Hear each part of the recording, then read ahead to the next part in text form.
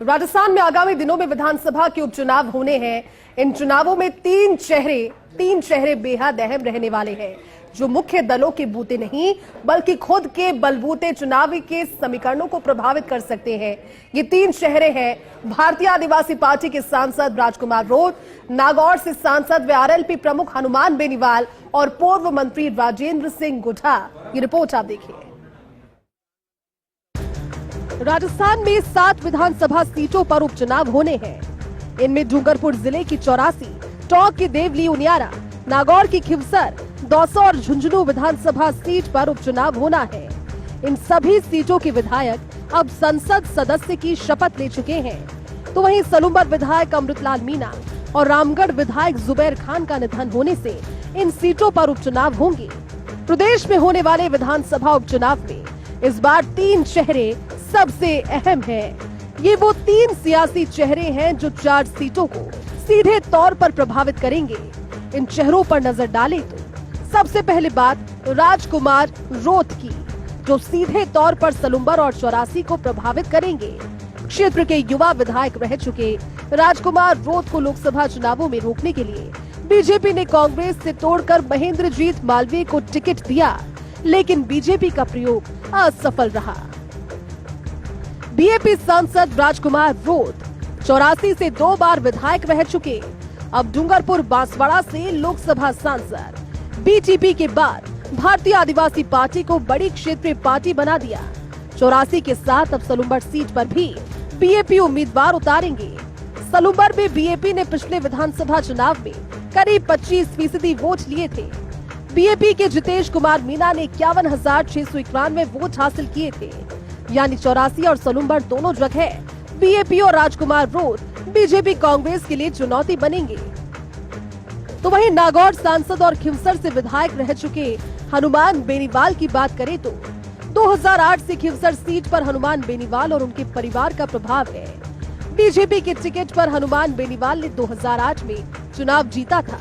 उसके बाद निर्दलीय जीते और फिर आरएलपी से जीत दर्ज की। उसके बाद अपने भाई नारायण बेनीवाल को विधायक बनाकर खुद सांसद बन गए।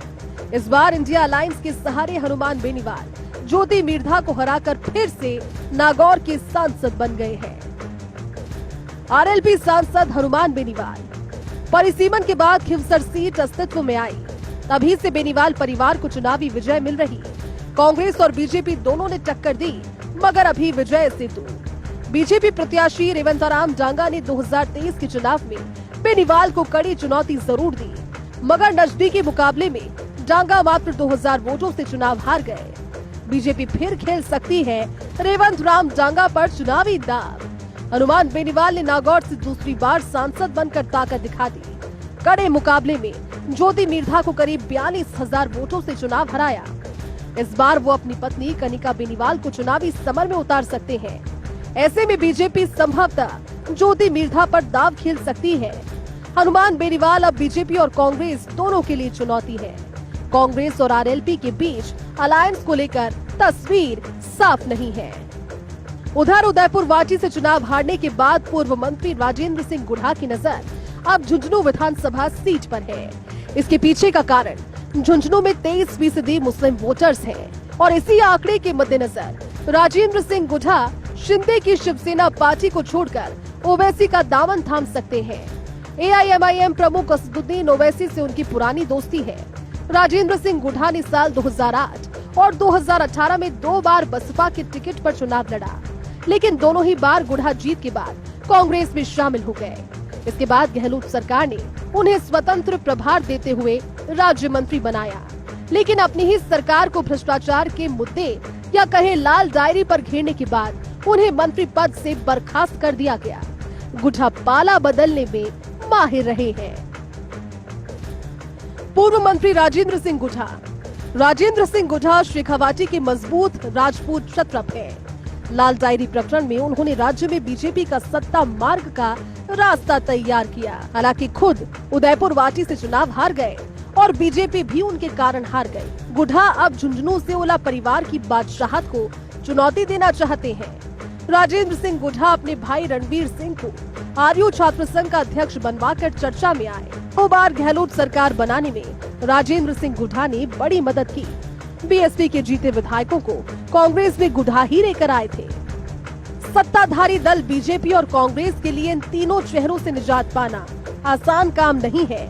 मुकम्मल रणनीति के सहारे ही मुख्य दल इन चेहरों से मुकाबला लड़ पाएंगे। जातीय और क्षेत्रीय राजनीति के सहारे तीनों चेहरों ने मुख्य दलों को परेशानी में डाला है और 2 लोकसभा सीटें तो आखिर उन्होंने हथिया ही ली।